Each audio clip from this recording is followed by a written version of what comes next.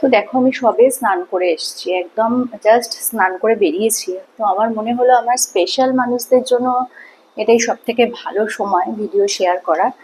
So সেই জন্য আমি তোমাদের সাথে ভিডিওটা শেয়ার করতে চলে এলাম। আর আমার মুখে এই যে একটা আলোর খেলা চলছে, এটা কিন্তু কোনো ফিল্টার নয় বা কোনো রকম কোনো কিছু থেকে আমি এটা করিনি। এটা কিসের সেটা একটু তোমরা বলবে। এটা কিসব কোথা থেকে হচ্ছে? এটা কি জানলা থেকে কোনো রোদ আসছে বা বাইরে থেকে কোনো আলোর সোর্স আসছে, না কি কিসের জন্য হচ্ছে, নাকি মেকআপে আমাকে এরকম লাগছে? সেটা তোমরা বলবে। দেখো গলার কালারটা একরকম, মুখেরটা কিন্তু একরকম। সো তোমরা বলবে কি হচ্ছে এটা। সো চলো শুরু করি ভিডিওটা। আহ, আমার মনে হলো আমি স্নান করে এসেছি, তো তোমাদের সাথে বললাম একটা ভিডিও শেয়ার করি।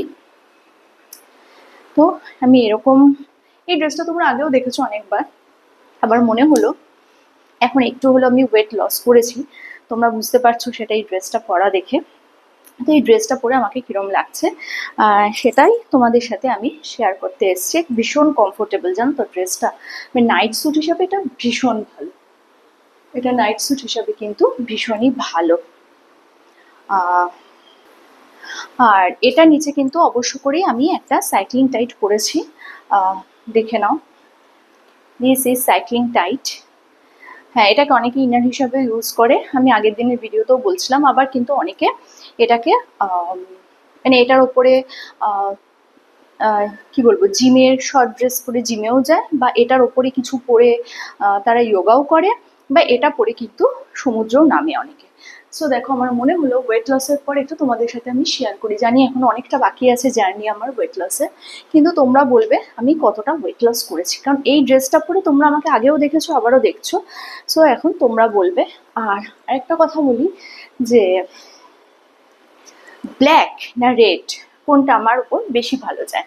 কেন রেড ব্যক্তিগতভাবে আমি খুব একটা পছন্দ করি না, আমার পছন্দের রং একেবারেই নয়। আমার পছন্দের রং হচ্ছে ব্ল্যাক অ্যান্ড হোয়াইট। আর তোমরা কি বলো, তোমাদের কোনটা পছন্দ, ব্ল্যাক না হোয়াইট?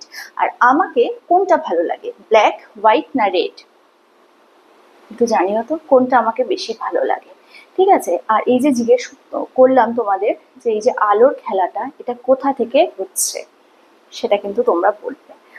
আর আরেকটা কথা বলি, যেটা বলার জন্য আমি অন্য ভিডিওগুলোতেও বারবার করে বলছি, তোমাদেরও বলি, যে পোশাক কি কারোর মতে পরা উচিত? মানে কে কি পছন্দ করছে সেই মতো কি আমি ড্রেস আপ করবো, না ড্রেস আপটা আমি আমার মর্জি মতো করবো, সেটা তোমরা বলবে। হ্যাঁ, অবশ্যই সেটা যেন আমাকে মানে অদ্ভুত উৎকট দেখতে না লাগে।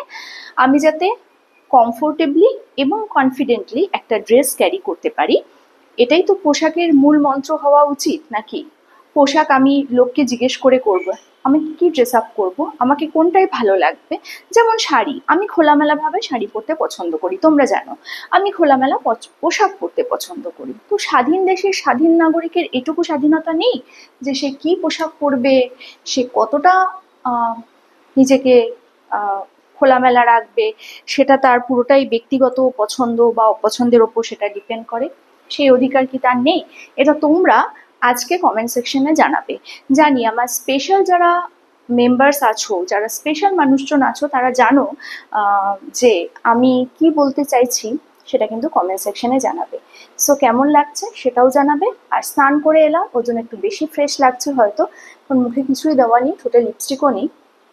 তো তোমরা কিন্তু অবশ্যই জানিও। আর হ্যাঁ, আমি কিন্তু ভাই খোলামেলা পোশাকের সাথে আমি আমার ক্লিভেজটা দেখাতেও ভীষণ পছন্দ করি। ক্লিভেজ আমি কেন, এখন সবাই ক্লিভেজ শো করে, এটা কিন্তু খুব একটা কোনো অপরাধ বলে আমার মনে হয় না, বা এটা কোনো নুইসেন্স নয়। এটা কোনো কি বলবো, এটা কোনো অসভ্যতামি নয়, এটা কোনো অশালীনতা নয়। তাই তো তোমরা কি আমার সাথে একমত? সেটা কিন্তু কমেন্ট সেকশনে অবশ্যই জানাবে। আমি জানি আমার স্পেশাল মানুষজনরা হয়তো আমাকে বুঝতে পারছো, সেটা কিন্তু আমি চাই তোমরা কমেন্ট সেকশনে জানাও। তো কালকে আসবে একটা নতুন ভিডিও নিয়ে, ততক্ষণের জন্য